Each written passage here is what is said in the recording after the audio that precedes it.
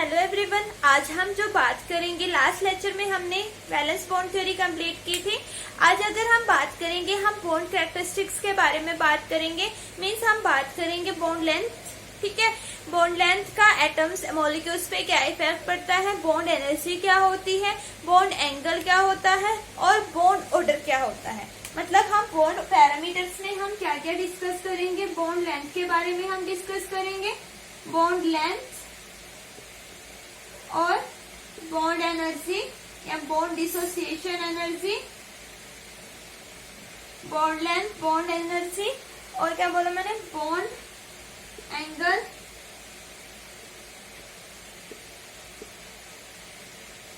Bond order. आज हम इन 4 terms के बारे में डिस्कस करेंगे। थोड़ा बॉन्ड लेंथ क्या होती है। सबसे पहले अगर हम बॉन्ड लेंथ की बात करें, बॉन्ड लेंथ क्या होगी, सेंटर से आउटर मोस्ट शेल तक का जो डिस्टेंस होता है, ये हो गई बॉन्ड लेंथ। सेंटर से आउटर मोस्ट शेल तक के जो इलेक्ट्रॉन्स का डिस्टेंस होता है वो होगी बॉन्ड लेंथ। अब हमें बॉन्ड एनर्जी क्या होती है, इस बॉन्ड को हमें ब्रेक करना है। इस बॉन्ड को ब्रेक करने के लिए जो एनर्जी रिक्वायर होगी वो होगी बॉन्ड डिसोसिएशन एनर्जी या फिर बॉन्ड एनर्जी। बॉन्ड एंगल क्या होता है, जो दो बॉन्डेड एटम्स होते हैं, दो जो बॉन्डेड एटम्स होते हैं इनके बीच में जो एंगल होता है, इस तरीके से दो बॉन्डेड एटम्स के बीच में जो एंगल होता है उसको हम बोलते हैं बॉन्ड एंगल। ठीक है, अब कौन एटम कितने बॉन्ड बना रहा है वो कौन बताएगा, bond order. For example carbon carbon के बीच में सिंगल बॉन्ड है, मीन्स इसका बॉन्ड ऑर्डर 1 हो गया। ऑक्सीजन ऑक्सीजन के बीच में डबल बॉन्ड है, मीन्स इसका बॉन्ड ऑर्डर हो गया 2। ठीक है, तो आज हम ये सब इन सब के बारे में डिस्कस करेंगे। फर्स्ट अगर हम बात करें बॉन्ड लेंथ की,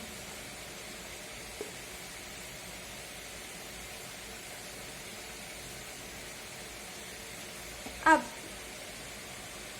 बॉन्ड लेंथ मैंने आपको क्या बताया कि सेंटर से लेकर आउटर मोस्ट शेल तक का जो डिस्टेंस होता है वो हो गया बॉन्ड लेंथ। यहाँ से यहाँ तक का इसका जो डिस्टेंस हो गया, ये क्या होगी इसकी बॉन्ड लेंथ। यहाँ पे कोई और आइटम रखा हुआ है, यहाँ से यहाँ तक का इसका जो डिस्टेंस हो गया, ये हो गई इसकी बॉन्ड लेंथ। ठीक है, सेंटर से लेके आउटर मोस्ट शेल तक के इलेक्ट्रॉन्स के बीच का जो डिस्टेंस होता है उसको हम क्या बोलते हैं, बॉन्ड लेंथ। अब ये बॉन्ड लेंथ किस किस फैक्टर्स पे डिपेंड करती है। फैक्टर्स की अगर हम बात करें, किस किस फैक्टर्स पे बॉन्ड लेंथ डिपेंड करेगी। फर्स्ट है साइज।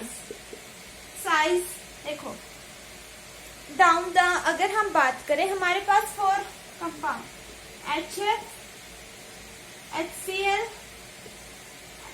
HBr, HI, किसकी बॉन्ड लेंथ सबसे ज्यादा होगी, किसकी जो बॉन्ड लेंथ है वो सबसे ज्यादा होगी।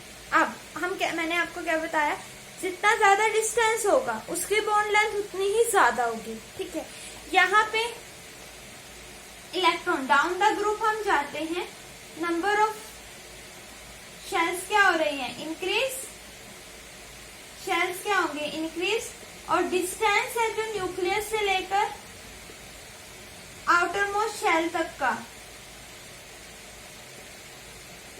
वो कैसा होगा, इंक्रीज। तो बॉन्ड लेंथ क्या होगी, इंक्रीज। डाउन द ग्रुप हम जा रहे हैं, नंबर ऑफ शेल्स इंक्रीज हो रहे हैं, साइज उनका इंक्रीज हो रहा है, तो बॉन्ड लेंथ क्या होगी वहां पर, इंक्रीज। सेकेंड जो फैक्टर्स आएगा, मल्टीप्लिसिटी, मल्टीप्लिसिटी ऑफ बॉन्ड। मतलब अगर हमारे पास कार्बन कार्बन सिंगल बॉन्ड है, एक है कार्बन कार्बन के बीच में डबल बॉन्ड, थर्ड है कार्बन कार्बन ट्रिपल बॉन्ड। ठीक है, किसकी बॉन्ड लेंथ ज्यादा होगी, सिंगल बॉन्ड है, दूर दूर जाएंगे एटम तो उनकी बॉन्ड लेंथ क्या होगी, इंक्रीज। डबल बॉन्ड है, थोड़े पास आ गए, डबल बॉन्ड है तो थोड़े क्या आ गए, पास आ गए, और अगर ट्रिपल बॉन्ड है तो और थोड़े पास आ गए। तो यहाँ पे बॉन्ड लेंथ, सिंगल बॉन्ड में बॉन्ड लेंथ ज्यादा, डबल बॉन्ड में उससे कम, और ट्रिपल बॉन्ड में सबसे कम होगी बॉन्ड लेंथ। ठीक है, और थर्ड जो है हमारा, थर्ड जो फैक्टर्स है वो आएगा हाइब्रिडाइजेशन का, मतलब percentage of S character. Third जो फैक्टर आएगा वो आएगा परसेंटेज ऑफ एस करेक्टर।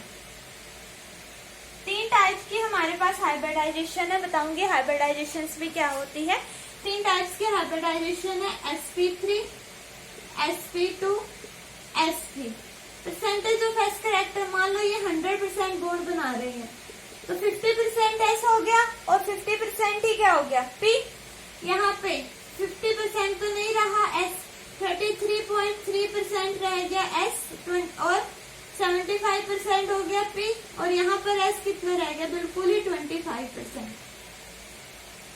जितना ज्यादा परसेंटेज ऑफ एस करेक्टर होगा उसकी बॉन्ड लेंथ उतनी ही छोटी होगी। जितना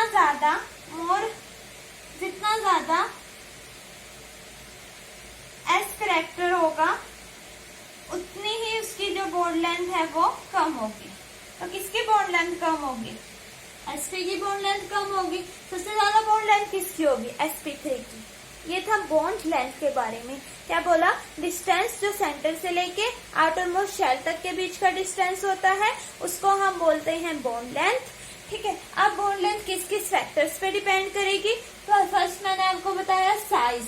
जितना ज्यादा साइज होगा सेंटर से लेके आउटर मोस्ट शेल तक के इलेक्ट्रॉन्स के बीच में, जितना ज्यादा साइज होगा उसकी जो बॉन्ड लेंथ है वो उतनी ही ज्यादा होगी। अगर मल्टीप्लिसिटी की बात करें, कार्बन कार्बन के बीच में सिंगल बॉन्ड है, डबल बॉन्ड है या फिर ट्रिपल बॉन्ड है, जैसे जैसे बॉन्ड लेंथ मतलब कार्बन कार्बन सिंगल बॉन्ड का बॉन्ड ज्यादा बड़ा होगा मतलब दूर दूर होगा तो उसकी बॉन्ड लेंथ उतनी ही ज्यादा होगी। थर्ड बताया परसेंटेज ऑफ एस करेक्टर। तीन टाइप्स के हमारे पास है हाइब्रिडाइजेशन, sp, sp2, sp3। मतलब इसमें 100% बॉन्ड है, 50% एस है, 50% वाई है। अब p2, p3, p character increase होता जाएगा तो एस करेक्टर कम होता जाएगा। तो जितनी ज्यादा एस करेक्टर होगा उसकी बॉन्ड लेंथ उतनी ही कम होगी। ठीक है, तो इसमें किसकी बॉन्ड लेंथ सबसे ज्यादा होगी, sp3 की, और सबसे कम किसकी होगी, sp की।